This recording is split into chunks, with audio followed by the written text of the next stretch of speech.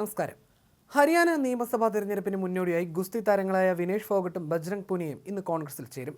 അല്പസമയത്തിനകം ഔദ്യോഗികമായി അംഗത്വമെടുക്കുമെന്നാണ് വിവരം. സെപ്റ്റംബർ 4 ന്യൂഡൽഹിയിൽ പാർട്ടി നേതാവ് രാഹുൽ ഗാന്ധിയുമായി രണ്ട് ഗുസ്തിക്കാരും കൂടിക്കാഴ്ച നടത്തിയതിന് തൊട്ടു പിന്നാലെ ഇരുവരും കോൺഗ്രസിലേക്ക് എത്തുമെന്ന് വാർത്തകൾ വന്നിരുന്നു. തെരഞ്ഞെടുപ്പിൽ മത്സരിക്കാനായി ഇരുവരെയും കോൺഗ്രസ് പരിഗണിക്കുന്നുണ്ടെന്ന കാര്യത്തിലും സംശയമില്ല.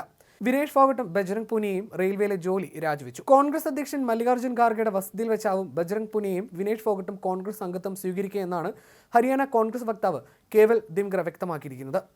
ഒക്ടോബർ 5 ഹരിയാനയിൽ വോട്ടെടുപ്പ് നടക്കുക. കോൺഗ്രസ് സ്ഥാനാർത്ഥിയായി വിനേഷ് ഫോഗട്ടും മത്സരിക്കുമെന്ന് നേരത്തെ തന്നെ അഭ്യൂഹങ്ങൾ ഉണ്ടായിരുന്നു. വിനേഷ് ജുലാന സീറ്റിൽ മത്സരിക്കുമെന്നാണ് വിവരം.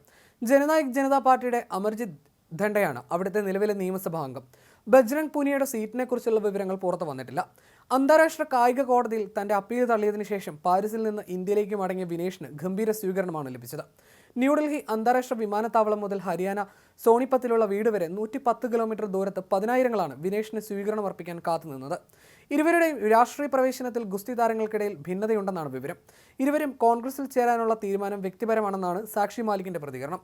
പല വാഗ്ദാനങ്ങളും രാഷ്ട്രീയ പാർട്ടികളിൽ നിന്നും ലഭിക്കും. തനിക്കും ഇത്തരത്തിൽ വാഗ്ദാനങ്ങൾ ലഭിച്ചിരുന്നു. തുടങ്ങിവെച്ച ദൗത്യം അവസാനിപ്പിക്കരുത്. വിനേഷ് ഫോഗട്ടും ബജ്രംഗ് പുനിയയും എടുത്ത തീരുമാനം വ്യക്തിപരമാണെന്നും സാക്ഷി മാലിക് പ്രതികരിച്ചു.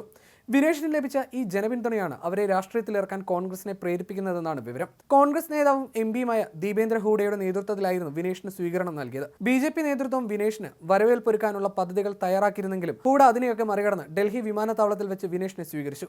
ബജ്രംഗ് പുനിയ, സാക്ഷി മാലിക് അടക്കമുള്ള താരങ്ങളും ദീപേന്ദ്ര ഹൂഡയ്ക്കൊപ്പം അണിനിരന്നിരുന്നു. അതേസമയം ഹരിയാനയിൽ സീറ്റ് വിഭജനത്തിൽ ആം ആദ്മി പാർട്ടിയുമായുള്ള ചർച്ചയും കോൺഗ്രസ് തുടരുന്നുണ്ട്. ആം ആദ്മി പാർട്ടിക്ക് കൈകൊടുക്കുന്നതിൽ സംസ്ഥാന നേതൃത്വത്തിന് താല്പര്യമില്ലെങ്കിലും സംഘടനാ general secretary KC Venugopal Aam Aadmi party നേതാവ് രാഘവ് ചദ്ദയുമായി 3 വട്ടം ചർച്ച നടത്തിയിരുന്നു.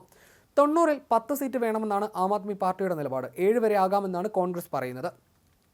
ഹരിയാനയിൽ AAPയുമായി സഖ്യത്തിൽ ഏർപ്പെടുന്നതിനെക്കുറിച്ച് രാഹുൽ ഗാന്ധി സംസ്ഥാന നേതാക്കളുടെ അഭിപ്രായം ആരാഞ്ഞിരുന്നു. 90 അംഗ സഭയിലേക്ക് AAP സ്ഥാനാർത്ഥികൾക്കായി 3 മുതൽ 4 സീറ്റുകൾ മാറ്റിവെക്കാമെന്നായിരുന്നു ഭൂപീന്ദർ ഹൂഡ നേരത്തെ വ്യക്തമാക്കിയത്. തങ്ങളുമായി സഖ്യമുണ്ടാക്കാൻ രാഹുൽ ഗാന്ധി ആഗ്രഹിക്കുന്നുവെന്ന റിപ്പോർട്ടുകളെ AAP സ്വാഗതം ചെയ്തു.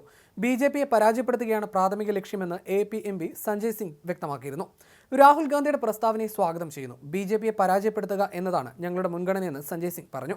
എന്നാൽ സഖ്യം സംബന്ധിച്ച ഔദ്യോഗിക തീരുമാനമെടുക്കുക AAP ദേശീയ കൺവീനർ അരവിന്ദ് കെജ്രിവാൾ ആയിരിക്കുമെന്നും അദ്ദേഹം വ്യക്തമാക്കി.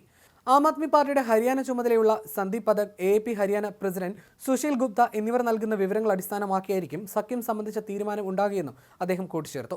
ഹരിയാനയിൽ ഇന്ത്യ സഖ്യത്തിന്റെ വൻ വിജയം സാധ്യമായാൽ അത് ലോക്സഭാ തെരഞ്ഞെടുപ്പിൽ ഒറ്റയ്ക്ക് ഭൂരിപക്ഷം കിട്ടാതിരുന്ന BJPക്ക് മറ്റൊരു തിരിച്ചടിയാകും. ഇന്ത്യ സഖ്യത്തിലെ വലിയേട്ടനായി പ്രവർത്തിക്കുന്ന കോൺഗ്രസ് പാർലമെന്റിനകത്തും പുറത്തും BJPക്ക് മേൽ സമ്മർദ്ദം ചെലുത്താൻ ലക്ഷ്യമിടുന്നുണ്ട്. ഹരിയാനയിലെ ജയത്തിന് വോട്ടുകൾ ഭിന്നിച്ചു പോകാതിരിക്കേണ്ടതും അത്യാവശ്യമാണ്. സംസ്ഥാന നേതൃത്വം വഴങ്ങിയാൽ സഖ്യം സാധ്യമാകുമെന്നാണ് അർത്ഥം.